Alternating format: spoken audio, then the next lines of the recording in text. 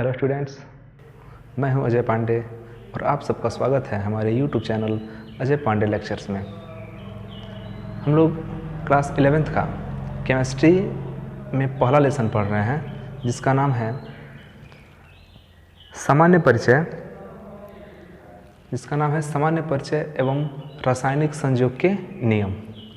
सामान्य परिचय एवं रासायनिक संयोग के नियम।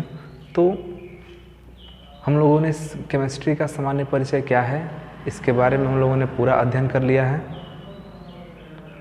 दूसरी चीज़, रासायनिक संयोग के नियम क्या है और रासायनिक संयोग के नियम के तहत कौन कौन से नियम आते हैं इसके बारे में हमने डिस्कस करना शुरू कर दिया है।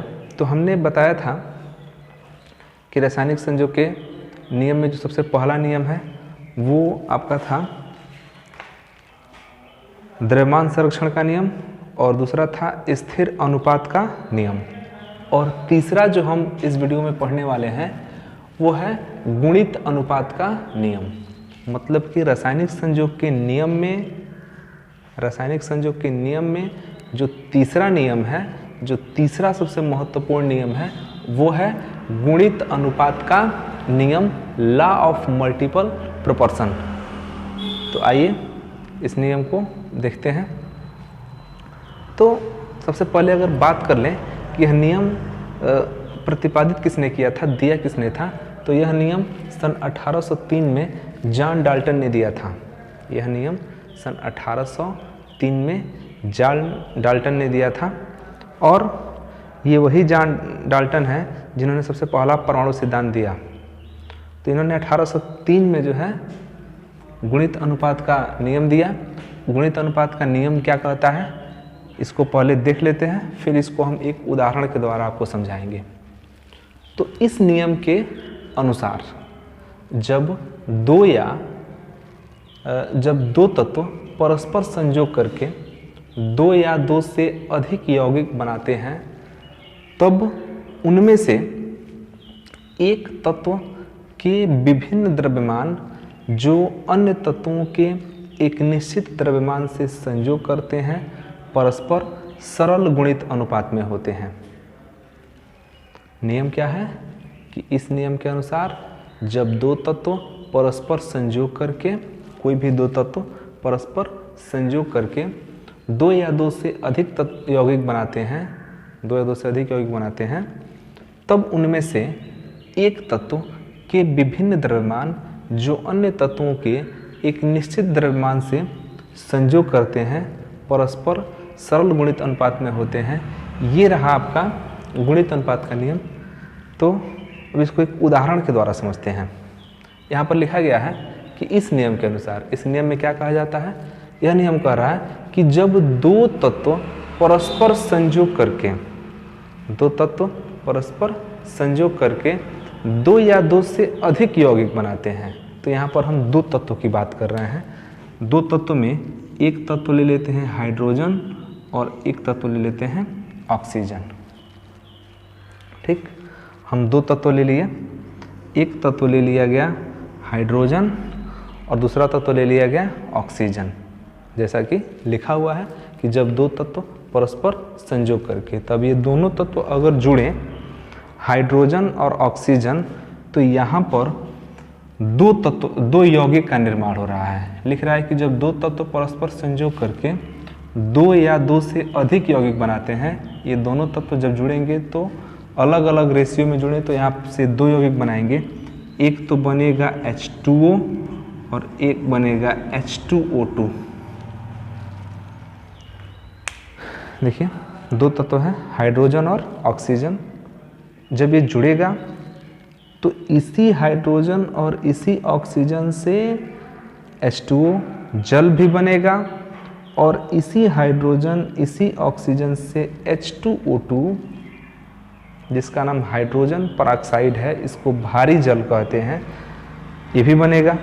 मतलब कि इन्हीं दोनों तत्वों से एक यह यौगिक बन रहा है और इन्हीं दोनों तत्वों से एक यह यौगिक बन रहा है। तो हम कह सकते हैं कि दो तत्व मिलकर दो अलग अलग यौगिकों का निर्माण कर रहे हैं। तो यही हमारा पहला लाइन है कि जब दो तत्व परस्पर संयोग करके दो या दो से अधिक यौगिक बनाते हैं।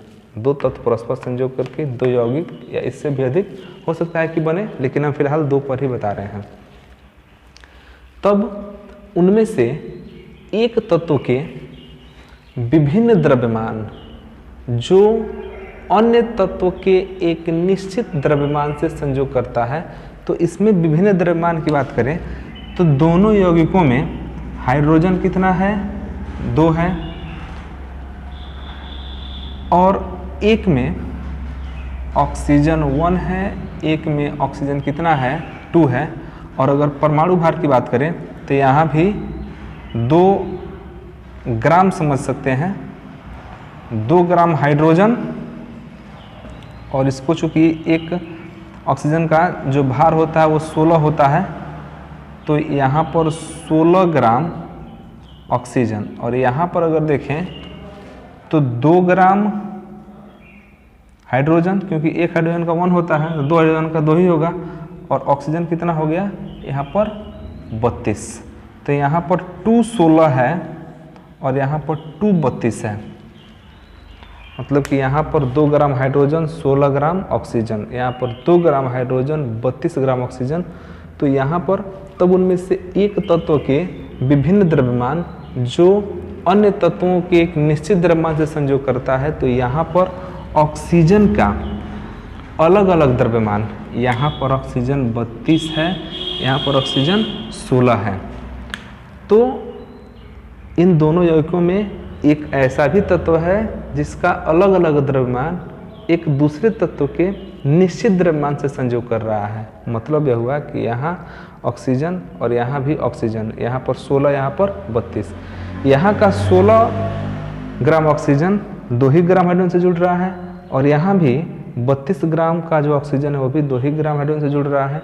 मतलब कि एक ही तत्व के अलग अलग द्रव्यमान एक निश्चित द्रव्यमान से संयोग कर रहा है। तो इस प्रकार ये जो तत्व हैं इनका अगर आपस में अनुपात निकाल दें 16 और 32 कह सकते हैं कि 1:2, यह जो अनुपात हुआ इस अनुपात को कहेंगे कि ये सरल गुणित अनुपात है। मतलब कि यही दोनों एलिमेंट जो एक निश्चित एलिमेंट से जुड़कर यौगिक का निर्माण कर रहे हैं, तो यदि इन एलिमेंट का हम एक अलग अनुपात बनाएं तो वो अनुपात सदैव कितना रहेगा, 1:2 रहेगा। मतलब यह हुआ कि जब भी हाइड्रोजन और ऑक्सीजन मिलके 2 या 2 से अधिक कोई भी यौगिक बनाए तो उसमें जब भी ऑक्सीजन का अनुपात निकाला जाएगा तो हमेशा कितना आएगा, 1:2। क्यों ऑक्सीजन का अनुपात निकाल रहे हैं, क्योंकि दोनों में हाइड्रोजन क्या है, बराबर है। मतलब कि ऑक्सीजन की अलग अलग मात्रा हाइड्रोजन की एक निश्चित मात्रा से जुड़ रही है, तो ऑक्सीजन की वो अलग अलग मात्राओं का अनुपात हमेशा क्या रहेगा, निश्चित रहेगा। और इसी को हम कहते हैं कि यह एक सरल गुणित अनुपात में होगा, जो कि हमारा नियम है। तो अब एक बार पुनः समझिए कि इस नियम के अनुसार जब दो तत्व परस्पर संयोग करके 2 या 2 से अधिक यौगिक बनाते हैं, तब उनमें से एक तत्व के विभिन्न द्रव्यमान जो अन्य तत्वों के एक निश्चित द्रव्यमान से संयोग करते हैं, यहाँ पर ऑक्सीजन के विभिन्न द्रव्यमान अन्य तत्वों के एक निश्चित द्रव्यमान हाइड्रोजन से संयोग करता है, तो उस कंडीशन में ये विभिन्न द्रव्यमान वाले जो तत्व हैं, जो कि एक ही तत्व विभिन्न द्रव्यमान में जुड़ रहा है, तो इनका अनुपात एक सरल गुणित अनुपात कहलाता है, और यही हमारा नियम है। तो आप इसका स्क्रीनशॉट ले लीजिए एक बार। अगला टॉपिक है व्युत्क्रम अनुपात का नियम, लॉ ऑफ रेसिप्रोकल प्रोपोर्शन, व्युत्क्रम अनुपात का नियम। तो व्युत्क्रम अनुपात का नियम सन 1792 में रीचर नामक वैज्ञानिक ने दिया था। व्युत्क्रम अनुपात का नियम सन 1792 में रीचर नामक वैज्ञानिक ने दिया था, और उन्होंने इसका स्टेटमेंट क्या दिया था, नियम क्या दिया था। उन्होंने बताया था कि इस नियम के अनुसार जिस भारानुपात में 2 तत्व अलग अलग किसी तीसरे तत्व के निश्चित भार से संयोग करते हैं तो उसी भार के गुणित या उपगुणित अनुपात में वे परस्पर संयोग करते हैं। वे परस्पर संयोग करते हैं। तो इसको हम एक उदाहरण के द्वारा समझा रहे हैं, फिर एक बार और इसके स्टेटमेंट पर आएंगे। जैसे मान लीजिए कि दो आपके यौगिक हैं, एक मान लीजिए NaCl है और एक है NaH। ध्यान से समझना है यहाँ पर, एक है NaCl और एक है NaH। तो इनकी अगर हम भारों का अनुपात देखें तो Na का 23 होता है और Cl का 35.5 होता है। मतलब कि इनके भारों का अनुपात कितना है 23:35.5। और यहाँ इनके भार का अनुपात हम देखें तो 23:1, क्योंकि सोडियम का 23 होता है और हाइड्रोजन का 1 होता है। अब इस पे आते हैं कि इसमें देखते हैं कि कॉमन क्या है। तो दोनों ही यौगिकों में कॉमन कौन है, तो यहाँ भी Na है और यहाँ भी Na है। NaCl बना है, NaH बना है, दोनों में क्या है Na कॉमन है। तो व्युत्क्रम अनुपात का नियम यह कहता है कि जिस भार अनुपात में दो तत्व अलग अलग किसी तीसरे तत्व के निश्चित भार से संयोग करते हैं, पुनः समझिए कि जिस भार अनुपात में, जिस भार के अनुपात में दो तत्व अलग अलग किसी तीसरे तत्व के निश्चित भार से संयोग करते हैं। तो अब यहाँ पर कैसे लागू हुआ कि जिस भार अनुपात में दो तत्व, अब यहाँ पर दो तत्व वो कौन कौन है, जिस भार अनुपात में दो तत्व अलग अलग किसी तीसरे तत्व के निश्चित भार से संयोग करते हैं। तो यहाँ पर अगर हम क्लोरीन की बात करें और यहाँ पर हाइड्रोजन की, तो यहाँ पर क्लोरीन भी एक ही Na से जुड़ा हुआ है और यहाँ पर हाइड्रोजन भी एक ही Na से जुड़ा हुआ है। मतलब हम कह सकते हैं कि हमारे वो दो तत्व कौन हैं, एक Cl है और एक H है। और ये दोनों तत्व अलग अलग अनुपात में एक ही निश्चित तत्व से जुड़ा हुआ है। यह Cl भी Na से जुड़ा है, H भी Na से जुड़ा है। मतलब कि Cl का 35.5 ग्राम जो है Na के 23 ग्राम से जुड़ा हुआ है और हाइड्रोजन का 1 ग्राम Na के 23 ग्राम से ही जुड़ा हुआ है। मतलब कि भार अनुपात में दो अलग अलग तत्व एक ही तत्व के निश्चित भार से संयोग कर रहा है। तो अगर ऐसा हो रहा है तो उसी भार के गुणित या उपगुणित अनुपात में वे परस्पर संयोग करेंगे। अगर यहाँ से आप Cl की अभिक्रिया H से करा दें तो आप जानते हैं कि क्या बनेगा HCl। तो यहाँ पर जो HCl का अनुपात होगा वो अनुपात यहीं से प्राप्त होगा। मतलब कि अगर ये आपस में अभिक्रिया करते हैं तो इनका अनुपात होगा 1:35.5। ये अनुपात होगा। और ये जो रूल है, यह जो नियम है, यह है आपका व्युत्क्रम अनुपात का नियम। एक बार पुनः समझिए कि जिस भार अनुपात में दो तत्व अलग अलग किसी एक ही तत्व के निश्चित भार से संयोग करते हैं, तो ये आपका भारों का अनुपात है। दो अलग अलग तत्व है और एक ही तत्व से संयोग कर रहे हैं। मतलब Cl भी Na से जुड़ रहा है, H भी Na से जुड़ रहा है। मतलब कि यहाँ भी Na का 23 है, यहाँ भी Na कितना है 23 है। मतलब कि दो अलग अलग तत्व एक निश्चित तत्व से एक निश्चित भार के साथ जुड़ रहे हैं। तो यदि ये दोनों तत्व आपस में जुड़ते हैं तो इनका अनुपात भी क्या होगा, निश्चित होगा, स्थिर होगा। और यह जो रूल है, यह जो नियम है, इस नियम को हम क्या कहते हैं, व्युत्क्रम अनुपात का नियम। तो इनका अनुपात, अब हाइड्रोजन और क्लोरीन जब भी जुड़ेंगे तो इनका अनुपात क्या होगा, यही होगा 1:35.5। तो यह जो अनुपात है, यह वाला अनुपात, इसको बोलेंगे कि ये गुणित या उपगुणित अनुपात है। और ये पूरा जो नियम है इसको कहेंगे व्युत्क्रम अनुपात का नियम, लॉ ऑफ रेसिप्रोकल प्रोपोर्शन। अगला टॉपिक है गैलो-सेक का नियम। हमारा अगला टॉपिक है गैलो-सेक का नियम। अब गैलुसेक का जो नियम है, तो गैलुसेक खुद ही वैज्ञानिक का नाम है। तो सन 1808 में गैलुसेक ने एक नियम दिया, और यह नियम विशेष तौर से तब के लिए है जब पदार्थ गैसीय अवस्था में एक दूसरे से अभिक्रिया करता है। तो गैलुसेक ने सन 1808 में यह नियम दिया, और इस नियम में उन्होंने कहा कि इस नियम के अनुसार जब गैसें परस्पर संयोग करती हैं, दो या दो से अधिक गैसें जब परस्पर संयोग करती हैं, तब स्थिर ताप एवं स्थिर दाब पर गैसों के आयतनों में सरल अनुपात होता है।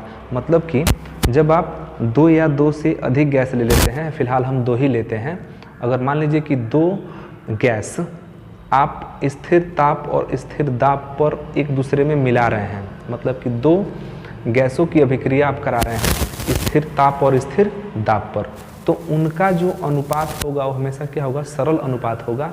और यह भी उन्होंने बताया कि यदि इन दोनों गैसों को मिलाने पर रिजल्ट भी आपका क्या होता है, गैस ही होता है, तब इन संपूर्ण सभी गैसीय पदार्थों का अनुपात क्या होगा, पूर्ण संख्या में होगा और एक निश्चित अनुपात होगा।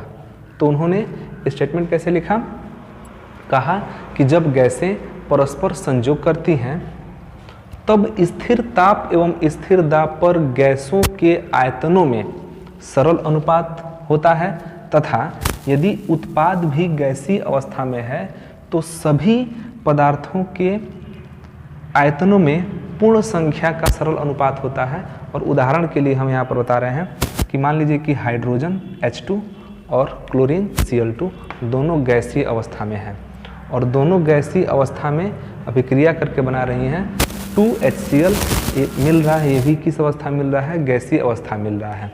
तो यहाँ पर हम देख रहे हैं कि एक आयतन, या कह सकते हैं कि 1 मोल हाइड्रोजन और 1 मोल क्लोरीन मिलकर 2 मोल हाइड्रोक्लोरिक अम्ल बना रही है गैसीय अवस्था में। तो चूंकि यहाँ पर जो अभिक्रिया कर रहा है वो भी क्या है, गैस है, तो कह रहा है कि जब गैसें परस्पर संयोग करती हैं तब स्थिर ताप एवं स्थिर दाब पर गैसों के आयतनों में सरल अनुपात होता है। मतलब कि ये दोनों गैस आपस में अभिक्रिया कर रही हैं। यहाँ पर अगर हम ताप और दाब स्थिर कर दें तो इनका अनुपात एकदम क्या होगा, सरल होगा, 1:1 एकदम सरल अनुपात है। और यदि उत्पाद भी गैस है, जैसा कि हमारा उत्पाद क्या है, गैस है, तो यदि उत्पाद भी गैस है तो उस कंडीशन में सभी गैसीय पदार्थों का आयतन में पूर्ण संख्या का सरल अनुपात होगा। मतलब कि यह 1:1:2, तो ये सबसे छोटा अनुपात होगा 1:1:2। और सबसे बड़ी बात है पूर्ण संख्या का सरल अनुपात होगा। पूर्ण संख्या का मतलब कि ये दशमलव में नहीं होगा, जो भी होगा पूर्ण संख्या का सरल अनुपात होगा। और ये जो नियम है यह स्पेशली पदार्थों की गैसीय अवस्था के लिए ही है। अगर पदार्थ गैसीय अवस्था में रिएक्ट नहीं करती हैं, अभिक्रिया नहीं करती हैं, तो गैलुसेक का नियम लागू नहीं होता है। अगर पदार्थ ठोस या द्रव अवस्था में अभिक्रिया करती हैं तो उसमें गैलुसेक का नियम काम नहीं करता है। गैलुसेक का नियम कब काम करता है, जब केवल गैस अभिक्रिया करती है तब काम करता है, या केवल गैस अभिक्रिया करके रिजल्ट भी आपका गैस ही बनाता है तब गैलुसेक का नियम काम करता है। अन्यथा की स्थिति में गैलुसेक का नियम काम नहीं करता है। तो आप इसका स्क्रीनशॉट ले लीजिए। तो ये हुए हमारे रासायनिक संयोग के नियम। तो ये वीडियो आपको कैसा लगा आप हमें कमेंट बॉक्स में लिख कर जरूर बताइए। और यदि आप हमारे चैनल पर नए हैं तो चैनल को सब्सक्राइब कीजिए, वीडियो अच्छा लगे तो लाइक कीजिए और अपने दोस्तों के पास शेयर कीजिए। फिर मिलते हैं अगले वीडियो में एक नए टॉपिक के साथ। तब तक के लिए धन्यवाद।